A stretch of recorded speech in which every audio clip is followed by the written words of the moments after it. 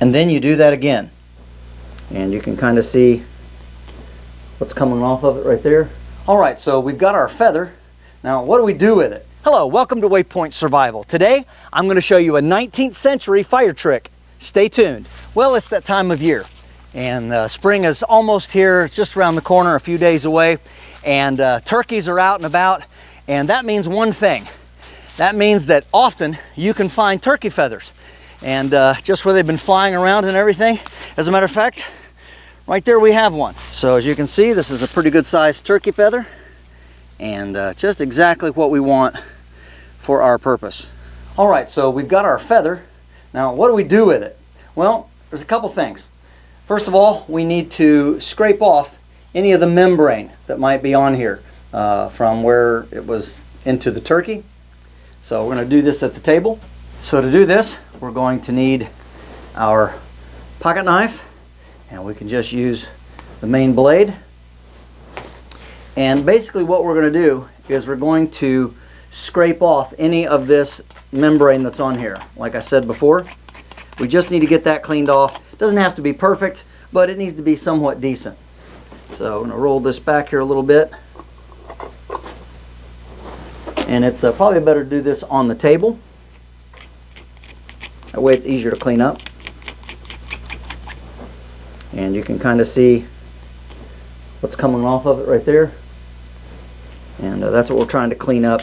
Get all of that removed, or at least most of it, to where it's fairly clean. And once you get a hold of it, it should come off in pretty decent sized pieces.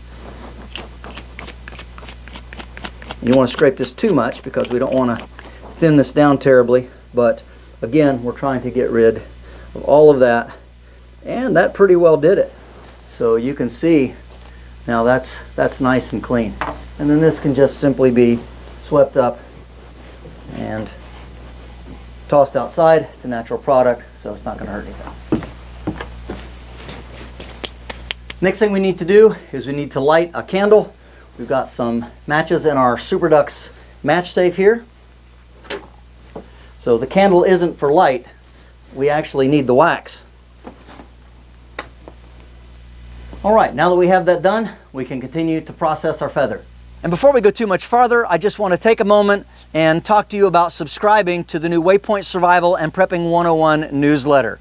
Bob and I are so proud to be able to partner and bring you this wonderful information at least once a week, if not more often, to your inbox. It's chock full of great ideas, absolutely free for you, just a service we're providing. We know that in the day we live in, we don't want to panic, but it's important to be prepared to have a few extra things laid by for a rainy day.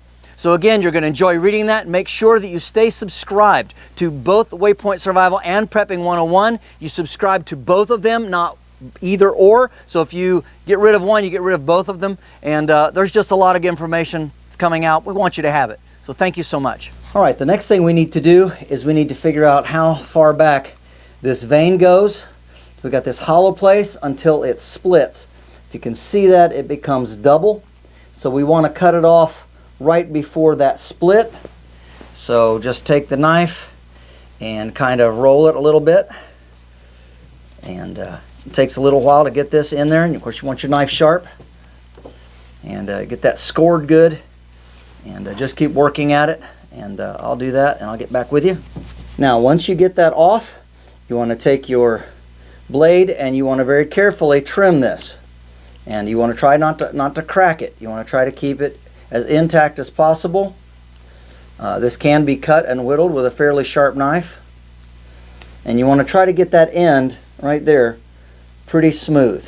Alright, so what we're looking for is we're looking for this hollow tube. That is the end part of the feather that we had.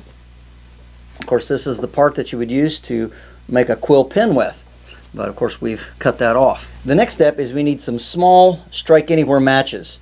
And Yuko used to sell these. Unfortunately you can't find them anymore. I did buy some before they went out, but you can still buy some strike anywhere matches in the smaller penny size match they're called. And there's a few left in here. So what we're going to do is we're going to take one of our matches and we're going to take the wooden end here and we're going to kind of hollow this out.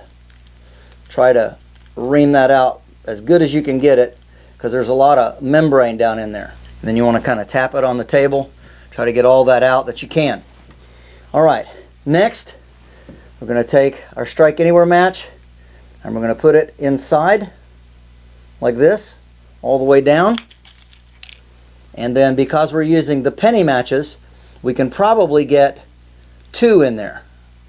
And yes, we can. And of course that one is going to have to be pushed in the other way. And we're going to take the tip of the match here of another one and we're going to push it down in there really tight. Now that we've got a good bed of wax going, we can blow the candle out. And then we immediately dip this end in the wax. Blow on a little bit, dip it some more, and again.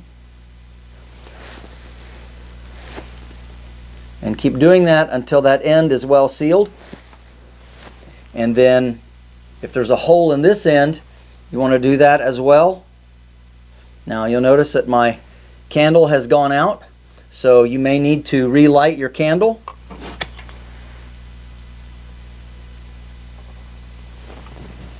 And then you do that again. Dip it in the wax. And you can do this with the candle burning, but you have to be really careful because you don't want to scorch anything. You don't want to set your matches on fire. But you need to make sure that both ends are well sealed in the wax. So you let that dry a little bit, and you want to make sure that there's no holes in either end. Now if you want to kind of melt that and make that look a little fancier, you can do that. Just make sure you don't put any holes in it. Looks like it's sealed up pretty well. You can see that. And that end is sealed also. And that's what it looks like. So somebody might say, well, what's the big idea with something like that? Well, first of all, this is easy to find in the woods. It's just for either part of your hunting procedure, you've got a lot of feathers left over, or you can find them just laying around in the woods. It's very common, especially during turkey season and in the spring. So very easy to find, and something that the frontiersmen and people, especially after matches became common, were very well aware of. So what we have here is we have a sealed tube. It's super lightweight. There are 2 Strike Anywhere matches in it. It doesn't weigh anything. As I said, it's easy to carry. You can slip this in a pocket. You can put this in your haversack, your little possibles pouch. And again, it's enough for a couple of fires. It's an emergency fire starter that is waterproof and ready to go. And all you have to do to light it and use it is you just take your knife and you just trim off a little bit of that wax, pry one of those out and use it. And most guys carried a stub of a candle with them, so they would then melt that, seal that end back up, and you have one more match. So again, it's not a lot, but in an emergency situation, this could really save your life.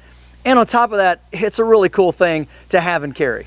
Well, I hope you've enjoyed another little foray into the past and making a tiny waterproof fire trick that's going to help you in your reenacting. So matches came out in the 1820s and got really popular between the 1830s and 1850s. So this is going to be appropriate for a lot of your reenacting, and it's kind of a cool gift. So get the Strike Anywhere matches, and you can give this out. It'd be a good stocking stuffer. Or if you've just got some reenactor that you know likes interesting things. A lot of people have never seen this. This is something that has been forgotten. So again, I hope you enjoyed it, and we'll see you in the next video.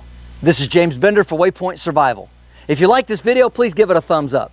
Also make sure and check out the links in the description box below, just under the More button. While you're down there, you'll find the link for our WayPoint Survival digital class. This is where you can sign up to train in the comfort and convenience of your own backyard the top 20 skills that we consider to be the most important from our Phase 1 Survival and Bushcraft class. You'll also find the link where you can sign up for our WayPoint Survival and Prepping 101 newsletter.